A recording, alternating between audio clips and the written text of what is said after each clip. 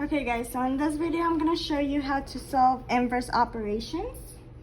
So let's start with our problem. So we're going to do x plus 5 equals 9 for our first problem.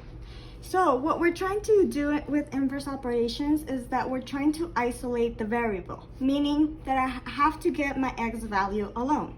So to get my x value alone, I have to get rid of anything that's right next to it. So to do that, I'm going to start by getting rid of this plus 5.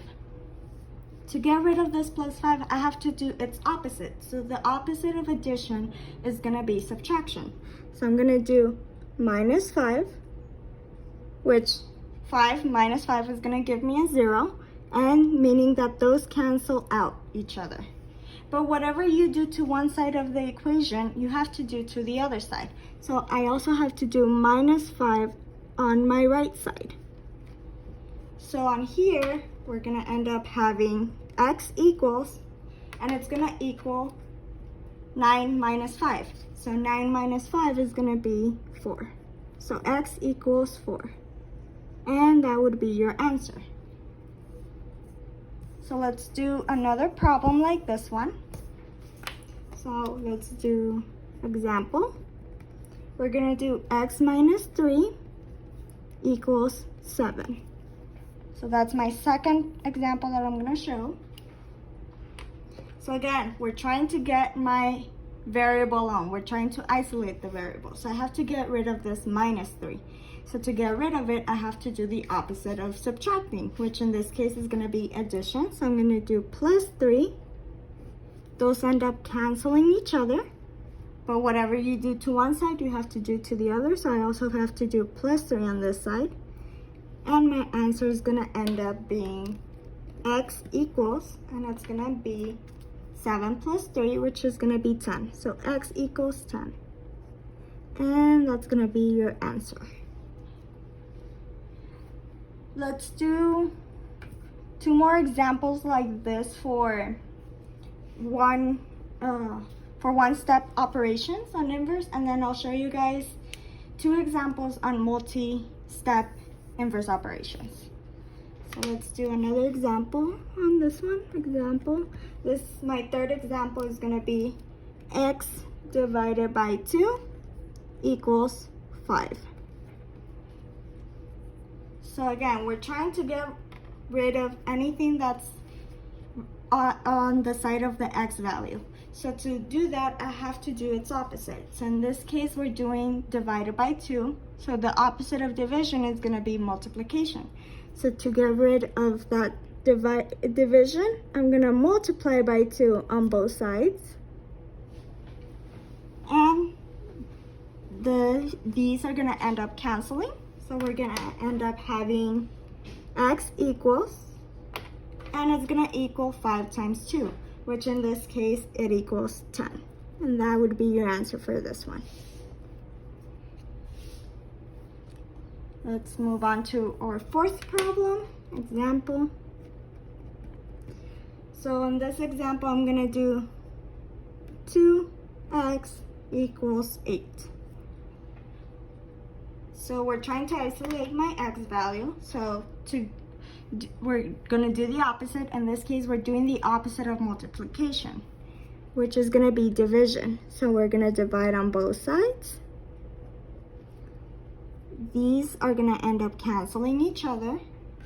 And we're going to end up having x equals 8 divided by 2, which in this case, 8 divided by 2 is going to be 4. So that's going to be my answer. Okay, so now let's move on to an example with more steps. So in this one example, this one I'm going to do 2x minus 5 equals 7. So in this example, I'm still trying to get the x alone. I'm still trying to isolate the x. But on here, we're kind of doing the inverse of PEMDAS. So instead of starting with any multiplication, division, any of that, we're going to get rid of anything that has adding or subtracting. So in this case, we have to get rid of this minus 5 first. So we're going to do plus 5 on this side and plus 5 on this side. These are gonna end up canceling, and we're gonna have 2x equals 12, because 7 plus 5 is 12. So now, we're still trying to isolate my x, so there's still that 2 right next to my x variable.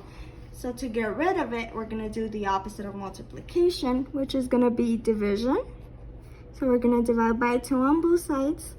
These end up canceling, and we get x equals 6, because 12 divided by 2 is 6. So x equals 6, and that's gonna be my answer for this one. So now let's do another example with a bit more steps. They're still the same thing. We're still trying to isolate my x. In this one, we're gonna do 3, and then 1 minus x plus 4 equals 21. So we're gonna do this problem. So the first thing I'm gonna do is that to make it easier for us, I'm gonna distribute that 3.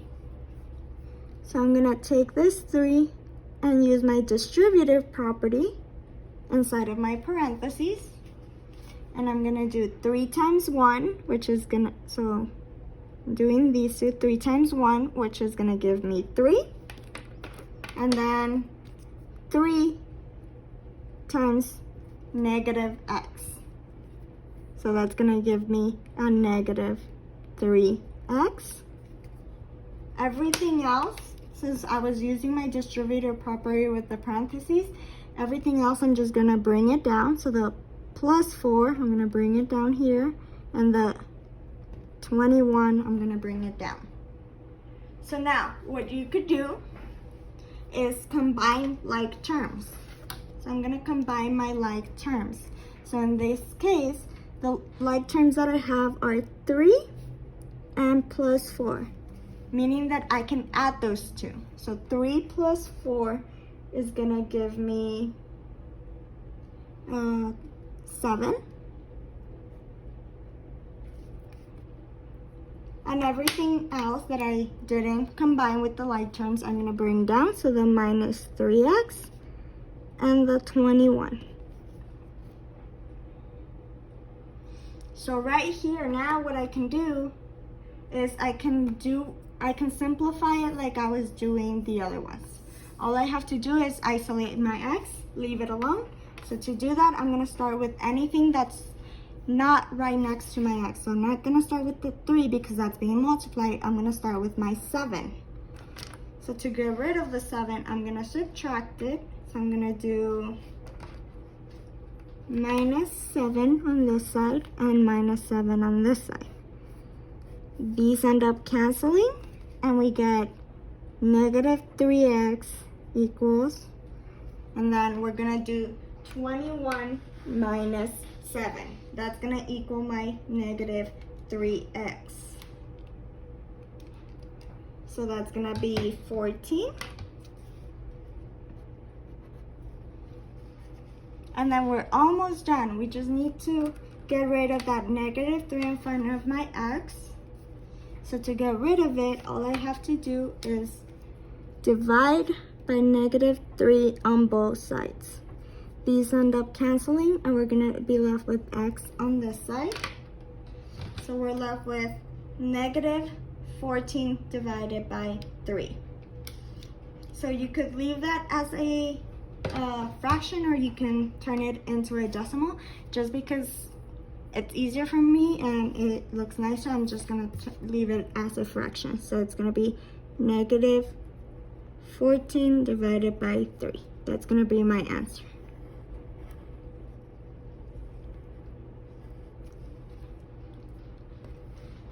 Okay, so now I'm gonna show you guys what they could give you as a word problem to solve for using inverse operations. So I'm gonna put up the problem in here. So this could be your word problem that they give you.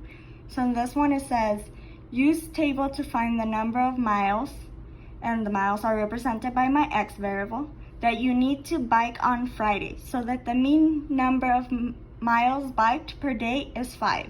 And they give us the hint to write out an equation for the mean. And then the days, so they give us, this is gonna be my table. They tell us our days and then our miles that they biked, each day for. So we're gonna use this word problem and find our x value. That's what they're asking you. Find your x value. Write an equation and then find the x value that it's gonna take per day for it to equal 5. So on here, I'm gonna start by writing my equation. So we're gonna take my paper. We're gonna start by writing my equation. So first, we need to know the mean. So we know that mean, to find mean, you have to do sum of the numbers, and divide that by how many numbers there are. So that's the way you find mean. And that's the hint that they gave us on the word problem. So I'm gonna start by taking the sum of the numbers that they gave me. So in this case, they gave me these numbers. So I'm gonna put them all in a row, so that the top row, so it's gonna be 3.5 plus 5.5 plus 0 plus 5 plus x, because those are the numbers they gave us for miles. So I'm taking those numbers like my mean says, and I'm gonna put them like this, and then I'm gonna divide them by how many numbers they are. So in this case, I know there's gonna be 1, 2, 3, 4, 5. There's gonna be 5 numbers because there's 5 days, and we're gonna divide it by that. And all of this is gonna equal, that number they gave us. So the number they gave us on our word problem is 5. So they told us that we have to find biked per day is 5. So that's gonna equal the number they gave us on our word problem, which in this case they gave us the number 5. So on here, what I'm gonna start by doing to simplify this problem, now that we have everything, we have the equation that we need to solve, I'm gonna start by adding the numbers at the top. So I'm gonna do 3.5 plus 5.5 plus 0 plus 5. And that's gonna give me 14. And I can't add the x value to those numbers because you can't add a variable to regular numbers. So I'm just gonna put plus x right here. And everything else, I'm just gonna leave it the same. So divided by 5, and then it still equals 5. So now we have an equation that looks nicer and that we can work with it better, so we can isolate my variable, which is what they want us to do in the word problem.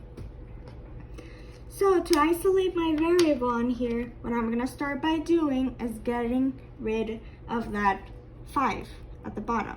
So I'm gonna multiply by 5 on both sides.